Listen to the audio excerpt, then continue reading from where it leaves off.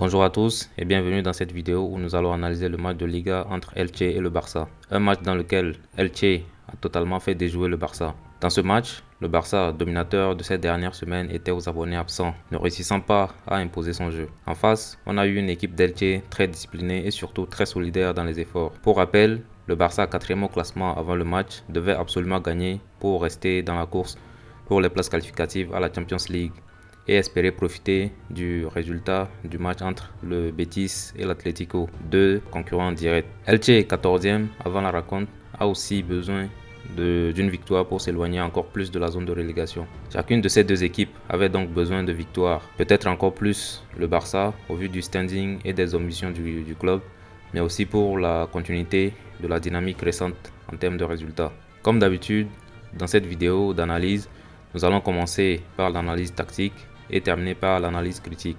Vous êtes prêts? C'est parti.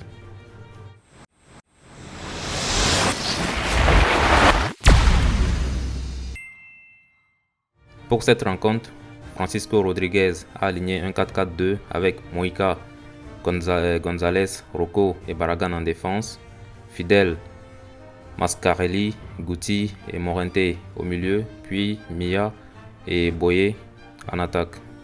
De son côté, Xavi a gardé le traditionnel 4-3-3 du Barça avec Alba, Piqué, Araujo et Dani Alves en défense, Frenkie de Jong, Busquets et Pedri au milieu, Gavi, Aubameyang et Dembélé en attaque. Pour la première mi-temps, Elche s'est attaché à empêcher le Barça de développer son jeu. Pour ça, tous les milieux du Barça étaient en marquage individuel. Pour construire, le Barça a utilisé un 3-4-3 avec De Jong qui redescend en défense et Alves qui monte au milieu. Elche, défendant en 4-4-2, a adopté un comportement défensif dépendant de la zone. Dans le tiers barcelonais, la stratégie a été de garder les lignes en se repositionnant.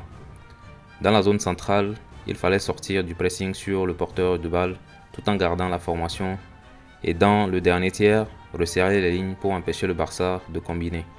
Cette approche défensive d'Elche a sacrément posé des problèmes au Barça qui a eu du mal à dérouler son jeu. Pour trouver la solution, le Barça a tenté des attaques placées et des renversements de jeu pour prendre à revers la défense d'Elche qui est restée très vigilante. Côté Elche, les attaques ont été un mix de projection rapide, contre-attaque et centre dans la boîte. Beaucoup d'attaques sont venues du côté droit du Barça où Dani Alves s'est très souvent fait dépasser par Moïka, le latéral gauche d'Elche qui a fait un sacré match.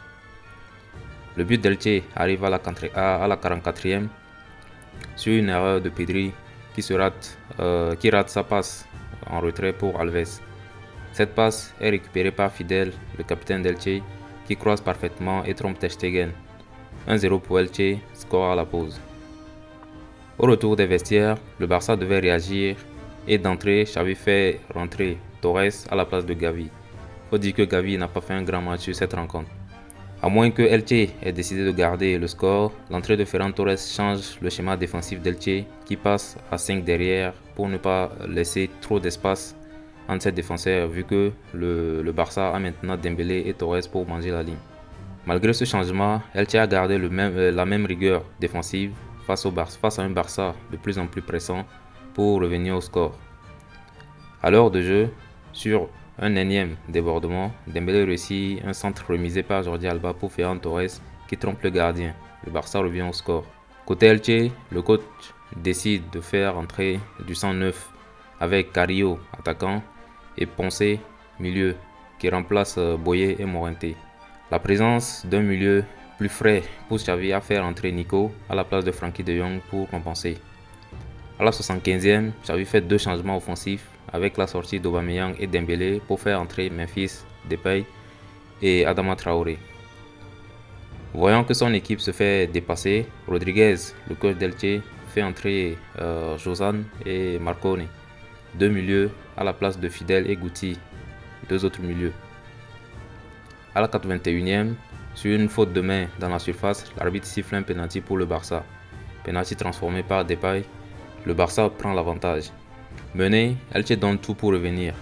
À la 85e, c'est Dani Alves qui a tout donné et qui n'y arrive plus face aux attaques d'Elche et qui se fait remplacer par Dest. Côté Elche, le coach fait sortir Mascarelli pour faire entrer Pérez. On a ensuite vu un Barça pas très serein et qui a beaucoup subi, mais qui s'est battu pour préserver le score. Score final 2-1 pour le Barça. Comme d'habitude, petit disclaimer avant de passer à la seconde partie de cette analyse. Personnellement, j'ai beaucoup aimé ce match.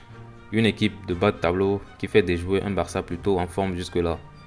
La rigueur défensive, la solidarité sur les efforts et surtout la façon dont ils ont réussi à empêcher le milieu du Barça d'être dépositaire du jeu. Tout cela est au crédit de Francisco Rodríguez, ce coach qui a su mettre en place ses idées pour faire sortir Elche de la zone de relégation.